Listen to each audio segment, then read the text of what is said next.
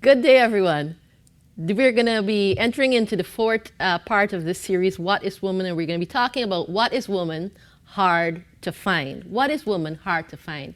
In the book of Ecclesiastes, chapter 7, and verses, I think it's 24 or 28, Solomon, the good preacher, says that he was able, by counting, to find at least one good man in 1,000 men. But he was not able to find one good woman in the same amount.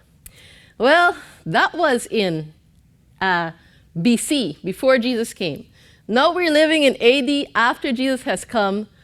What are the statistics now? Well, according to men, it's even worse. Good women are hard to find. And one of the reasons is because we don't know what a good woman is supposed to look like. We're looking in the wrong places and for the wrong things. So today we're going to delve into this topic to see if we can understand what a woman should be. So this is a topic that will help women to understand what they should be themselves, and men will have a better idea of what to look for, because I think we're a little bit troubled this side of Eden for sure. All right, let's go to the board. And you know I love the Hebrew lexicon and the original hieroglyphic language of the Hebrews. This first symbols here describe the work of a prophet. Describe the work of a prophet. Now I'm going to lay the foundation here, just first of all, in equality, because a lot of people have been saying that God is sexist. So they claim that the Bible is a sexist book, and that in it women are subjugated. And if you read it with the wrong eye, then it's possible that you'll come to that same understanding. But on the contrary, God is not sexist at all. He's all for equality. So the work of a prophet, we see a symbol of a mattock. So this is a weapon. And this is a symbol of a wall. So the mattock they use for threshing. And so the work of the prophet is to use a weapon to open a wall. So the prophet is to look through a wall, or simply put, to perceive. This is the work of a prophet. Now under it, we have the word prophet. In the lexicon, the word prophet. And in the word prophet, we have first the symbol of the bull. And of course, in the Hebrew mind, the bull was a symbol of leadership. It's for this reason that when the children of Israel were come out of Egypt, and they built that symbol of a bull to represent Christ at Mount Sinai, the bull is a symbol of leadership. Here we have strength, leadership and strength. The strong, this is symbol of the arm. This is the family tent, the strong arm. In the family, the symbol of perpetuation, or the symbol of the seed, it is frequently placed as a symbol for man. So the strong arm in the family that has seed, or that can perpetuate.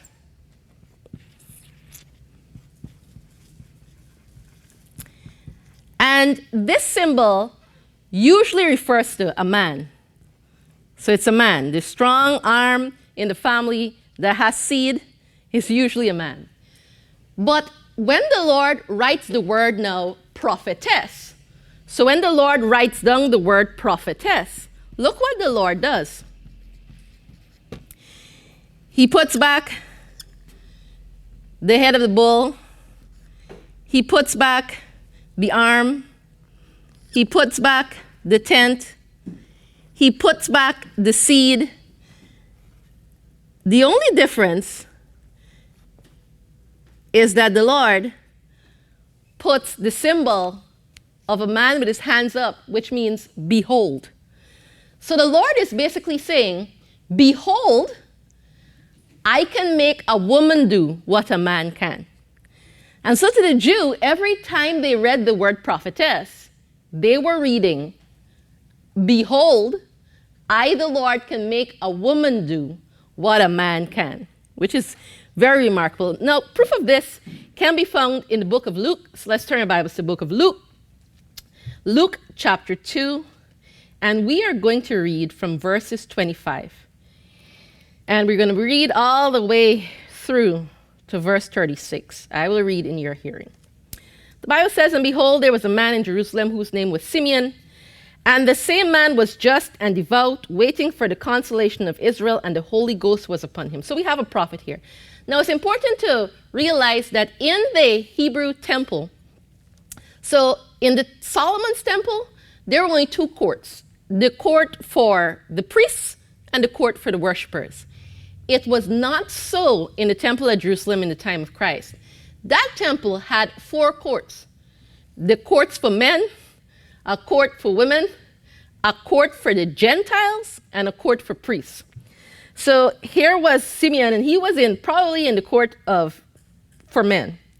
Verse 26 says, and it was revealed unto him by the Holy Ghost that he should not see death before he had seen the Lord's Christ.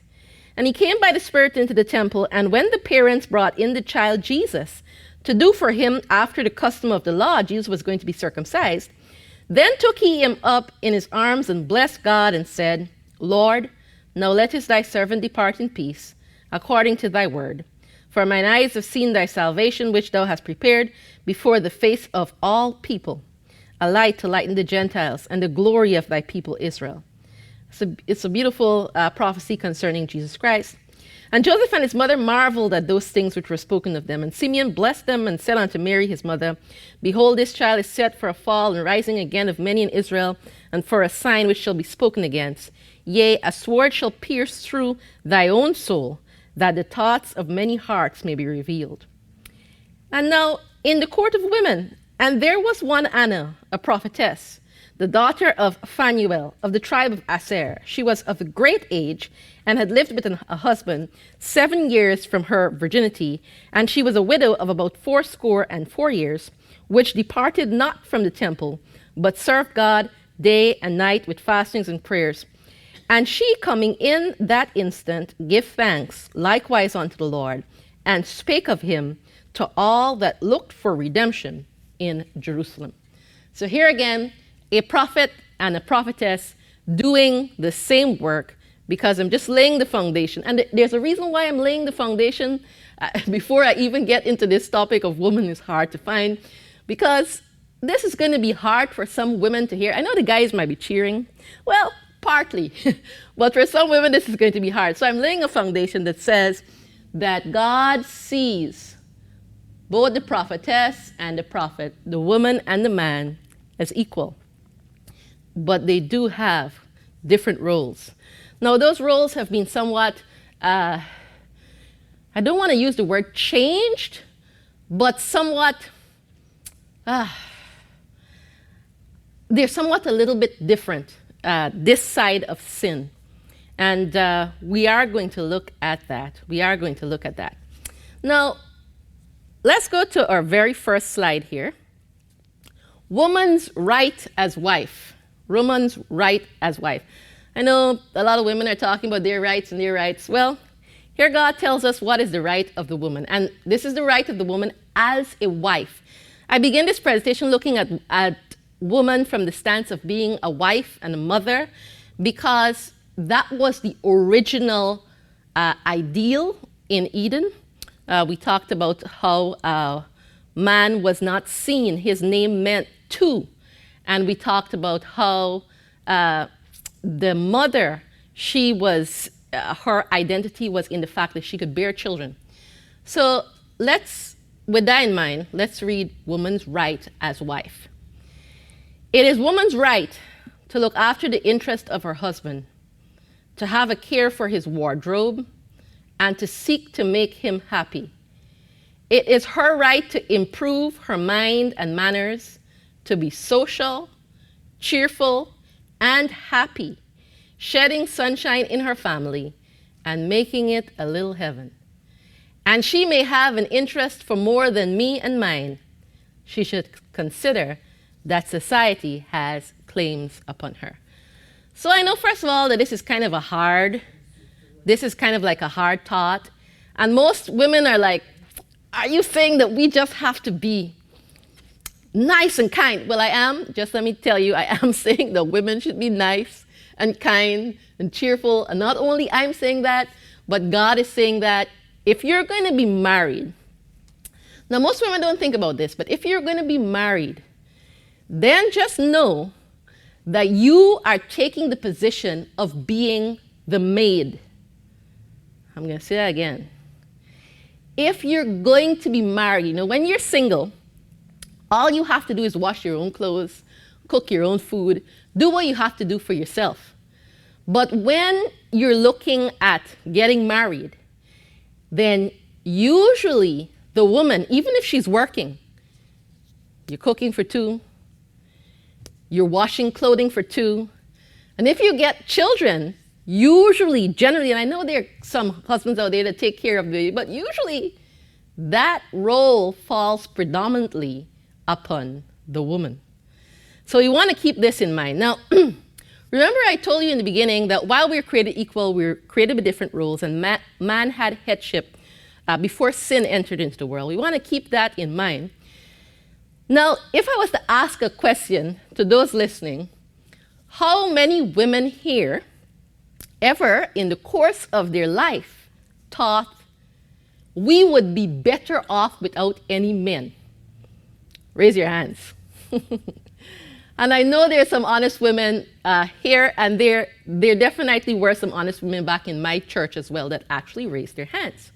Because sometime in their living, they came to a conclusion that, what's the use of men? We might as well get rid of them. And in fact, passing one women's rights parade or march, we were driving by in the car and I heard the women chanting, "Down with men. We don't want men. Men are no good." Now, many women have this view, and it's because of a lot of troubles that have come in. Now, in the next slide, as a wife, what a wife would bring. And again, we're starting looking at this from a wife, right? All who enter into matrimonial relations with a holy purpose, the wife to soften and improve her husband's character and give it completeness, fulfill God's purpose for them. Some of you are like, is she trying to tell us we should be mush? No. But I am trying to tell you that women should have a softening influence. Women should be gentle and delicate and kind and sweet.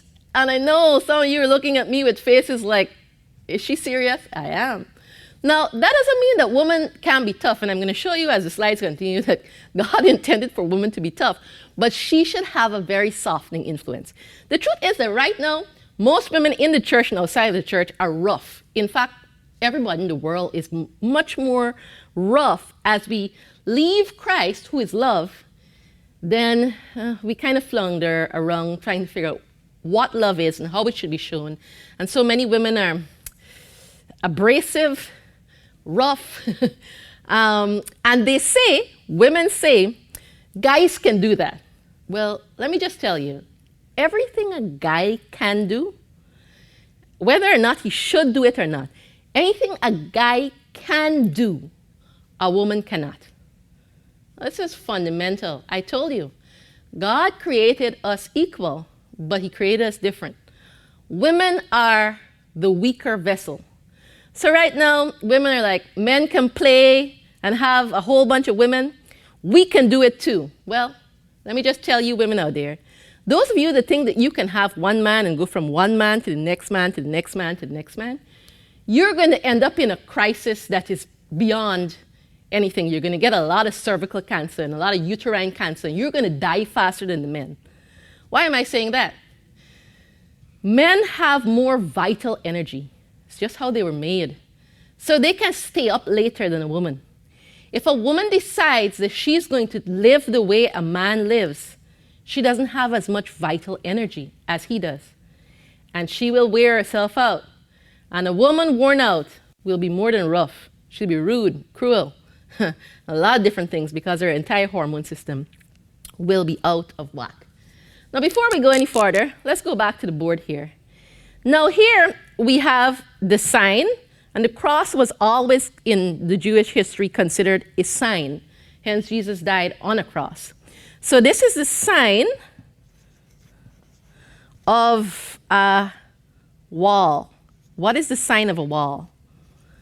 This is the definition of, and there needs to be a seed in front of this, so it's perpetuation or continuation of a sign of a wall. This is the definition of marriage. So what does that mean? It means that God is saying that there is a sacred circle that surrounds a husband and wife. It's so sacred, in fact, that not even the children should get into that circle. Now, some people don't understand this, but, and I thank God that I had a good mother. She was one of those women that were hard to find. She would tell me often, she said, when you see couples in church, she said, often they put their children to sit down between them. Or they're walking the road and always they have the children between them. And she would say, this is not how it should be.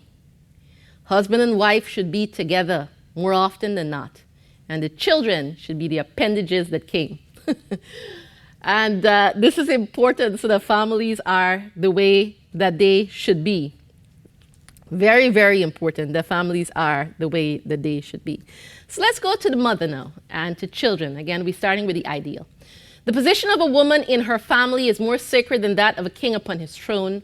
Her great work is to make her life an example such as she would wish her children to copy. The thoughts and feelings of the mother will influence her child. Thus, many have received as a birthright almost unconquerable tendencies to evil. So being a mother is not an ordinary job. And the trouble is, because women have decided we don't want men, we've decided to live like men, we have so much brokenness. And I speak honestly, most of the women are so broken by the time they actually find out what is truth concerning themselves and life. And I've spoken to women who are now understanding these concepts at the age of 70. So women have so much brokenness. And when a broken woman gives birth to a child, she gives the child tendencies that are not good. So let me go here because this is mother. So this is mother. And mother is strong, and this is a symbol of water. The mother is strong water. What does that mean? Well, in the Hebrew time, they would take the hides of animal skin and they would boil it, and up would come a film at the top of the water, and they would use it as glue. And so they would consider that strong water. And so what the mother is, she's glue. And I think society right now is becoming unglued because women have gone mad and bad and every other word you want to throw in there. But this is what mother should be. Now this here is father. And I'm going to talk about this just in passing. Now if I was to ask you, from the presentations I've done so far, if I was to ask you, who is the center of the home? What would you say? I know most people tell me mother, she's the center of the home, but in reality, she is not. The father is the strength of the family tent. He is the strength of the home. The father. And by the way, this word is also translated fruit. We'll come back to that as we go through this series because it's interesting. So what God intended was that Jesus Christ represents himself to the man, as Christ's representative, and we read this in Ephesians, represents himself to his wife. The wife represents Christ to her children. This is the progression that God would have. But the truth is, this ideal has been messed up in so many ways, it's really hard to fathom. Well, let's go beyond the wife and as a mother to the other things that God is telling us. So here is this. Here was a once frail 5'2" woman who could harness and ride horses as well as most men. This is about Ellen White. Further, based on her own experience, she strongly urged that boys should learn either at home or in school how to make a bed, put a room in order, to wash dishes, to prepare a meal, to wash and repair his own clothing. And girls should learn to harness and drive a horse and to use the saw and the hammer as well as the rake and the hoe. I remember when I was going to high school, my brothers went into home economics, so they were going to learn how to cook. Well, my mom had already taught me how to cook, so I decided I was going to go into building technology. So my brothers were cooking, and they were baking, and it came out good too. You know, I ate their food, and I liked it. And I was learning how to mix cement and how to handle the hammer and how to put together. I think what we had to do for our final SBA was that we had to put together a shoe rack. That was a long time ago. But I have learned to do this, and my brothers, again, it's great when you have great people around you. So my brothers have told me, well, Latoya, you're driving, so that means you need to learn how to change the oil. Yes, you do. And you need to learn how to change the tire if you get a puncture. Yes, you do. And my brothers will push me so that I can drive a tractor, handle a chainsaw, and a lot more other things, because in the work that I do as a missionary, it's just part of what you do. And I'm happy for it. You know, back in the day, when a family was deciding whether or not a young man was suitable for their daughter, they would come and the father would give him a good handshake. And as the father was shaking his hand, he was checking to see if the man's hands were hard. If the man had good, strong hands, then he knew that that man could take care of his daughter. Well, I think that we should do a similar kind of thing to girls. Not that girls' hands should be as hard as men. No, I'm not saying that. But the hands of women should be so that they can handle and that they can bear some sort of work. I'm going to show you. This is what God says. By the way, this is not a new deal. This is not a new deal. In the book of Nehemiah, we read in Nehemiah, I think it's either 6 or 4, we read that Shallum, the son of Halohesh, who was the second ruler of the half part of Jerusalem, he repaired the wall, he and his daughters. We read in Genesis chapter 29 and verse 9 that while he yet spake, Rachel came with her father's sheep, for she kept them. And we know as well that the wife of Moses, Zipporah, she was also a keeper of sheep.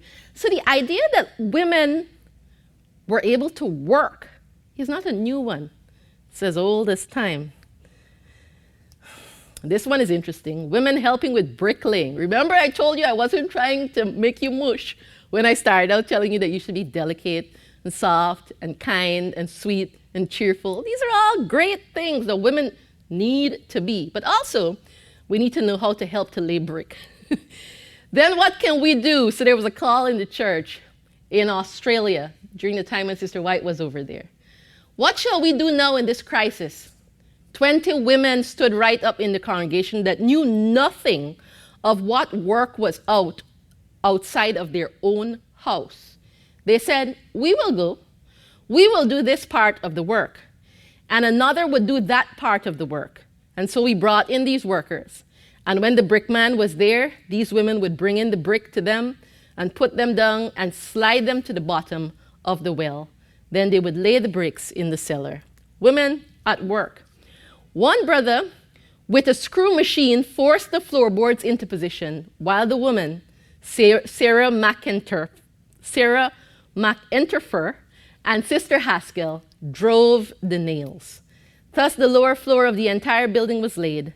Some thought it a strange thing that we had lady carpenters. But the very fact of the emergency gave them a stimulus, and the ladies did not spend their time in gossiping. Women need work. It keeps them out of trouble.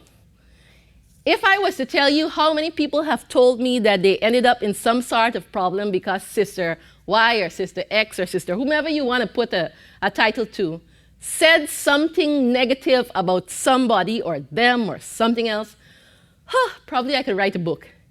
And so it's clear that the ladies did not spend the time in gossiping because they had work. And so women need to learn how to work, not only to stay away from gossiping, but I'll show you that there's much more to it. As a physician, women should be educated and trained to act skillfully as midwives and as physicians to their sex. It is just as important that a line of study be given to educate women to deal with women's diseases, as it is that there should be a gentleman thoroughly trained to act as physicians and surgeons. And the wages of the woman should be proportionate to her service. Can you imagine this in the 1800s? The Adventist church was way ahead of the time in saying that women should be paid equal wage.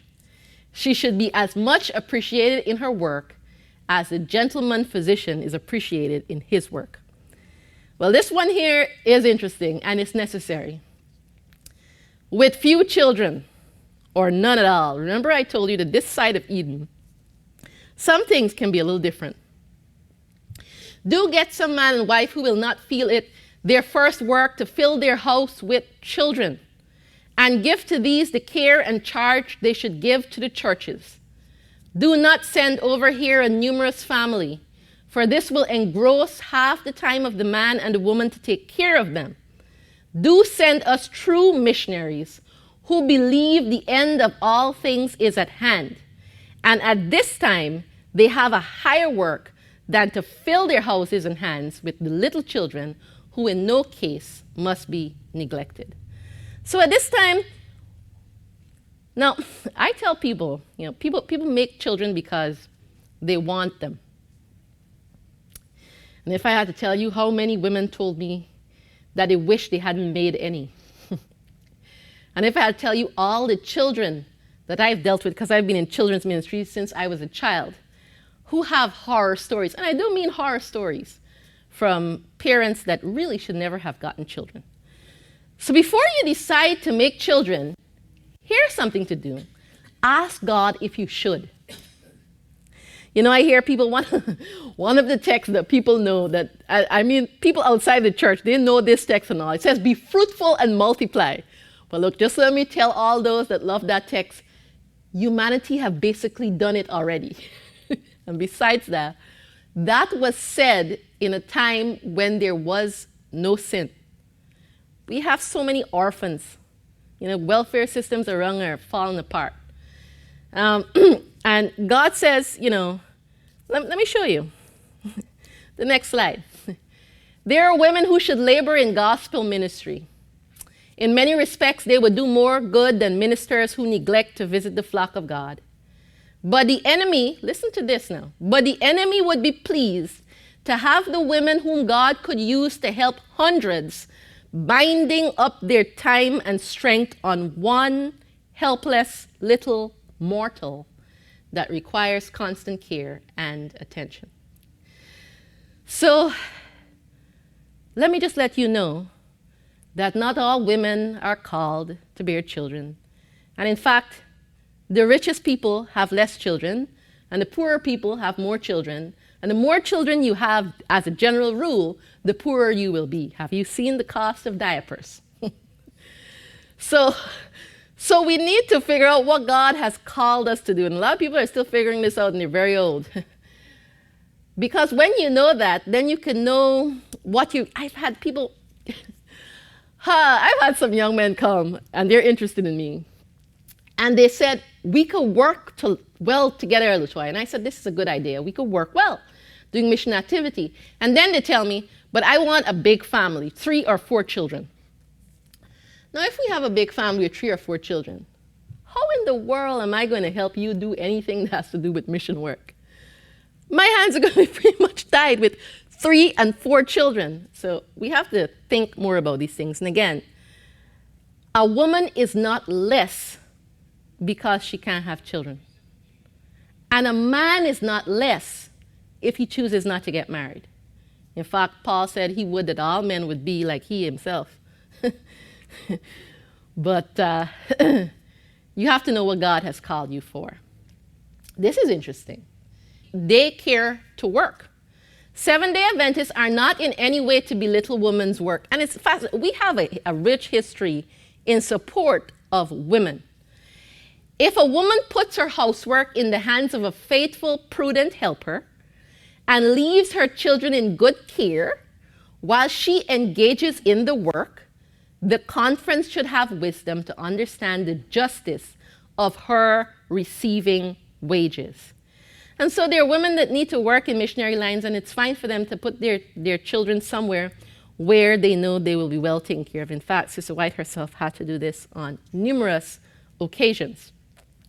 Now, one of the reasons in Genesis 3:17 why the Lord said that her desire shall be unto him and he shall rule over her, this submission on the part of woman, which is a really cool thing, as I showed you as we went through this series, it's to protect the family, because without it, there are many women that would put men away altogether. Like I said, many of us in our journey have come to the place, one time or another, where we said, you know, what's the value of man? And God had to show us what the value of a man is. Women should know how to take care of themselves. When fortune frowns, there will be a place for her somewhere, a place where she can earn an honest living and assist those who are dependent upon her.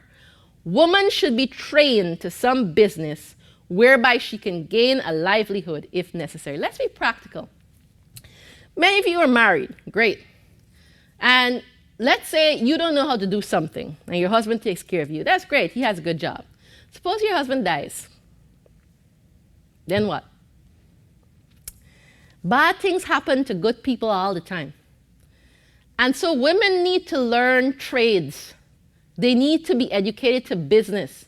It's not good enough that women just learn how to, I don't know, sweep the floors. What God wants for the woman is much wider. And some of us have really, we deal in extremes. Some of us have either put ourselves too low or made ourselves too high. And we need to be balanced. We were taken from the rib. That's a side by side. That's an equity. It's not too high or too low. It's right there. Now, let me tell you something. The better the man, the better the woman will be treated. And I know I've had so many women come tell me that, you know, their husbands have failed them and are failing them, and they have legitimate reasons. But remember, we don't want to so much focus on the other person. If you focus on people, you're going to lose your way. We want to focus on ourselves. We can't change people. We can change ourselves by God's grace, because we really can't change ourselves either. Only God can do that. But in changing ourselves, so the women that are stuck in relationships where the men are, you know, not getting to where they ought to be, then what you need to do is ask the Lord to do a work in you. And in doing the work in you, perhaps then he might start to change, you know. So the Father has a fruit. A fruit has a seed in itself. Isn't that fascinating? In Genesis, God says that what will be for our food is seed. Well, the thing about a seed is that a seed has life. You plant a seed, it'll grow. God's idea, and by the way, in Galatians, we're told that Jesus was the seed. He is the true seed. And we're told in 1 John that if the seed of Christ is in us, we will overcome. The Father And by the way, both father and son is also translated fruit in the Hebrew. Both the father and son should bring life. See, right now in our society, the life is dying because the fathers are nowhere to be found in many, many homes. Or they're doing the wrong thing, or they're trying to figure out fatherhood whilst they're already a father. The reason why I put together this series is because really you should know these things before you begin life. Because in trying to figure them out when you're much older, you can make some slippery, sloppery mistakes. And the woman who's the glue, well, society is falling apart because we don't have glue. This is my final slide here. It says woman should think. Woman should think. Sister White writes, women professing godliness generally fail to train the mind. They generally fail to train the mind. They leave it uncontrolled to go where it will. This is a great mistake. Many seem to have no mental power. What? Sister White says, many women seem to have no mental power. That's why women are so hard to find, good women. They have not educated the mind to think. And because they have not done this, they suppose that they cannot. Why there is no more stability among women is because of so little mental culture, so little reflection. They lean upon others to do brain work. They should force the mind to think. Efforts must be made by every individual to educate the mind. Now, just before I leave you today, growing up, I always had male friends. In fact, I always had more male friends than female friends. I think I somehow developed more right side of my brain, perhaps, which is a good thing, by the way. You should be trying to develop both spheres of the brain. It gives you more balance. And I remember, growing up in my church, my home church at Berea, I remember I didn't have many female friends at all. The reason for this was simple. After church, the women would go downstairs and they would start talking people's name. Did you see how Sis X was she dressed with? And brother so-and-so. And I would go down there and sit there and be so bored. Like, I just found it boring. And then I would go upstairs and I would sit down with the elders, and the elders were talking about sanctuary, Daniel of Revelation. Everything seemed to me up there with them. So exciting. And all my life, I've had this sad, I don't even know, experience of being in churches constantly, where there are women leaders, yeah. But the women keep asking the men for the answers, They keep, I see a pastor and his wife, the wife will lean over when a question is asked, ask her husband, what did that mean? He'll give her the answer. I'm sorry, where have we read that women in their mental powers or spiritual powers should be less than a man? I mean, I know I'm not strong as a man. If we do arm wrestling, I'm going to lose. And I'm glad that's a good thing because we need to be delicate and kind and cheerful. But in the mental power, women need to come up higher because God would have us not only learn to work, not only be kind, not only be softening, but the Lord wants us to think. Because in thinking, then we can reason together with the Lord a whole lot more better. So may the Lord bless you as women become that which is hard to find, and men try to figure out how to find that which is hard to find.